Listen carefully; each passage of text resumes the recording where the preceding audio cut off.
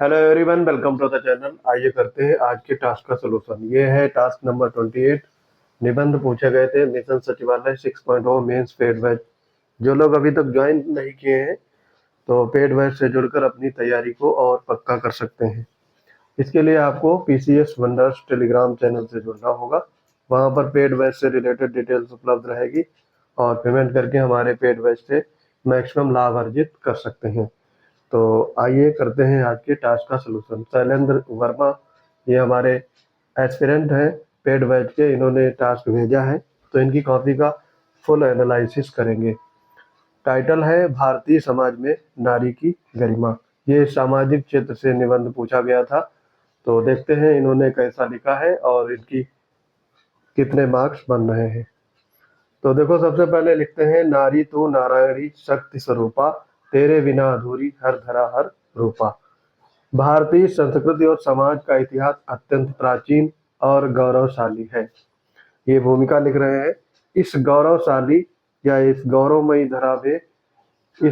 गौरवमयी धारा में नारी की गरिमा और उसकी प्रतिष्ठा को हमेशा विशेष महत्व प्राप्त रहा है।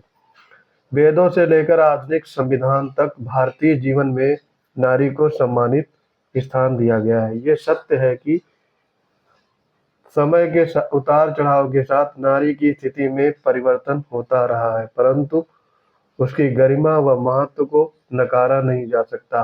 नारी न केवल परिवार की धुरी है बल्कि समाज और राष्ट्र की प्रगति का आधार भी है। तो अच्छा प्रयास है, भूमिका उन्होंने अच्छी लिखी है। आगे इसमें देखेंगे मेंस पार्ट में जो मुख्य विषय होता है उसमें क्या लिखते हैं। भारतीय सभ्यता के प्रारंभिक दौर में नारी को अत्यंत उच्च स्थान प्राप्त था। ये पहले की बात बता रहे हैं, जब भारतीय सभ्यता ने अपना स्वरूप धारण किया। वेदों में नारी को गृहलक्ष्मी और धारिणी, सह धर्मिणी और ब्रह्मवादिनी कहा गया है। वह केवल गृहिणी ही नहीं अपितु विदुषी, दार्शनिक और योद्धा भी रही हैं। गार्गी, मैत्रेयी, अपाला और घोषा जैसी विदुषी नारियां आज भी ज्ञान और बुद्धिमत्ता की प्रतीक मानी जाती हैं। प्राचीन ग्रंथों में उल्लेख है कि स्त्रियों को वेद पाठ, शिक्षा और समाज के निर्णायक कार्यों में भाग लेने का अधिकार था। इसके आगे लिखते हैं, यत्र नारीस्तु पूजन्ते रमन्ते तत्र देवता।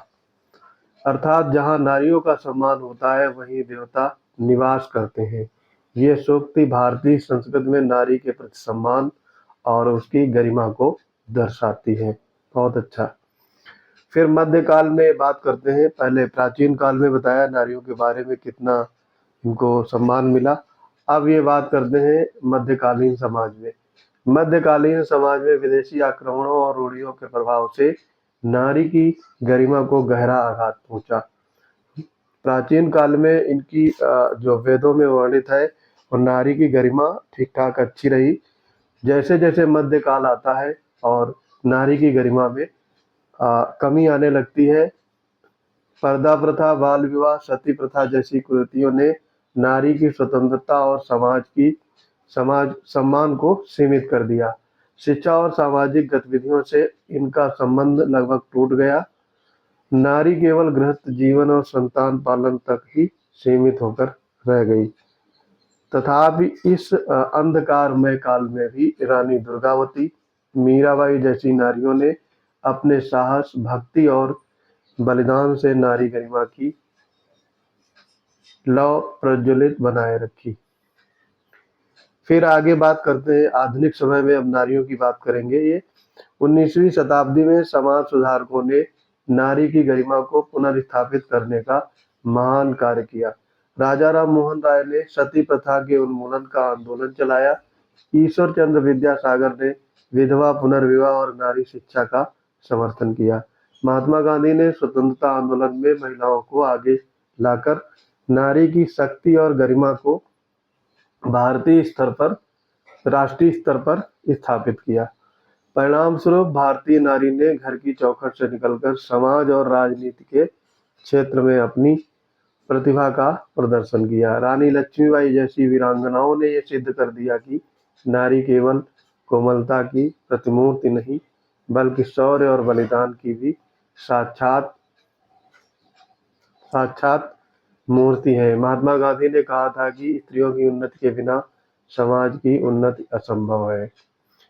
फिर आगे ये वर्णन करते हैं, संविधान ने नारी को पुरुषों के समान अधिकार प्रदान किए। शिक्षा, रोजगार और कानून जैसी सभी क्षेत्रों में नारी को समान अवसर मिले। आज नारी हर क्षेत्र में अपनी प्रतिभा का परचम लहरा रही है। इंदिरा गांधी जैसी प्रधानमंत्री, कल्पना चावला जैसी अंतरिक्ष यात्री, पीटी उषा और मीराबाई चानू जैसी खिलाड़ी, किरण बेदी जैसी पुलिस अधिकारी और अनेक महिला वैज्ञानिक व उद्यमिनी नारी की गरिमा और क्षमता का जीवंत प्रमाण है। प्रसाद जी के शब्दों में, नारी तुम केवल श्रद्धा हो, विश्वास रजत नग पग ताल में तल में होना चाहिए। यहाँ पे पीयूष स्रोत से बहा करो जीवन के सुंदर समतल में। यद्यपि आज नारी ने हर क्षेत्र में अपनी योग्यता सिद्ध की है, फिर भी उसे अनेक चुनौतियों का सामना करना पड़ रहा है। दहेज प्रथा, लैंगिक असमानता, कार्यस्थलों पर उत्पीड़न, कन्या भ्रूण हत्या जैसी समस्याएं आज भी उनकी गरिमा को आहत करती हैं। ग्रामीण क्षेत्रों में शिक्षा का अभाव, और यहाँ पर अभाव होना चाहिए, अभाव नहीं। परंपरागत सोच नारी को स्वतंत्रता और समानता से दूर रखते हैं। ये आवश्यक है कि समाज नारी को केवल अधिकार ही न दे, बल्कि उसके आत्मसम्मान व गरिमा की रक्षा भी करे। नारी केवल परिवार की धुरी नहीं है, बल्कि पूरे समाज की निर्माता है। वह माँ बनकर भावी पीढ़ियों को संस्कार देती है, बहन बनकर स्नेह देती है, पत्नी बनकर सहयोग और जीवन साथी बनती है, और कार्य क्षेत्र में अपने परिश्रम व प्रतिभा से राष्ट्र की प्रगति को गति देती है। हैरियट बीचर का कथन, स्त्री ही समाज की वास्तविक वास्तुकार है, सत्य प्रतीत होता है। फिर आगे ये आप कंक्लूड करेंगे, भारतीय समाज में नारी की गरिमा अनादिकाल से पूजनीय रही है। उसने समय समय पर आने वाली चुनौतियों को त्याग, धैर्य और साहस से पार किया है। आज आवश्यकता है कि समाज नारी को केवल देवी का स्थान न दे, बल्कि उसे वास्तविक समानता, स्वतंत्रता, गरिमा प्रदान करे। जब भारत की हर बेटी शिक्षा, सुरक्षा और सम्मान के साथ आगे बढ़ेगी, तभी ये राष्ट्र सशक्त, प्रगतिशील बनेगा। वास्तव में नारी अबला नहीं, शक्ति का साकार रूप है, और उसकी गरिमा ही भारत की वास्तविक पहचान है। तो यहाँ पर ये शैलेंद्र वर्मा जी लिखते हैं, देखो इनका प्रस्तावना भूमिका काफी अच्छा लिखा है। मुख्य विषय में भी ठीक, मुख्य विषय में जो शुरुआत के पॉइंट लिखते हैं, जैसे प्राचीन काल में नारी की जो अवस्था रहती है, उसके बाद मध्यकाल और फिर आधुनिक काल, ये तीनों काल में नारियों के सम्मान के बारे में या उनके हालात के बारे में वर्णन किया है। ये तो बहुत अच्छा है। इसके अलावा उनको ये चीज़ यहाँ पर मेंशन करनी चाहिए थी, जैसे जब ये कंक्लूड कर रहे थे तो वहाँ पर आगे की राह के सोपान में इनको ये करना चाहिए, जैसे नारी को आगे क्या क्या करना चाहिए, ठीक, कैसे उनका उन्नत किया जा सके, गवर्नमेंट उनके लिए क्या और भी स्कीम्स ला सकती हैं, इन सारे पहलुओं पर भी इस चर्चा की जानी चाहिए थी एक पैराग्राफ में। तो कम से कम एक पैराग्राफ में इनको आगे की राह में नारी की जो शोषण हो रहे हैं समाज में, या फिर जो नारियों के उत्थान के कुछ कारक बाधक हैं, उनसे आगे बढ़ करके वो इनको सलूशन बताना चाहिए था इसमें। यही यहाँ पर थोड़ा सा मिस्टेक है। तो निष्कर्ष में भी इस चीज़ का थोड़ा बहुत वर्णन कर सकते थे। मुख्य विषय में जब आखिरी के पैराग्राफ लिखते हैं तो वहाँ पर नारी की दशा को उन्होंने बताया है, लेकिन उसका उपाय नहीं बताया है कि आगे क्या करना चाहिए था। तो ये सारी चीज़ें इसमें मेंशन कर सकते थे, ठीक है। तो इससे सरकार हमारी नारियों के प्रति सम्मान में कितनी भूमिका अदा कर रही है या नहीं कर रही है, ये सारे पहलुओं पर भी चर्चा की जा सकती थी। तो इनको मेरे हिसाब से 40 में से 27 मार्क्स यहाँ से मिल सकते हैं। थोड़ा सा और इम्प्रूवमेंट करेंगे तो 30 तक जा सकते हैं। आई होप आप ये वीडियो समझ गए होंगे। जो लोग अभी तक हमारे पेड बैच से नहीं जुड़े हैं, PCS wonders Telegram channel join करेंगे। वहाँ पर आपको हमारे पेड बैच से रिलेटेड डिटेल्स उपलब्ध है।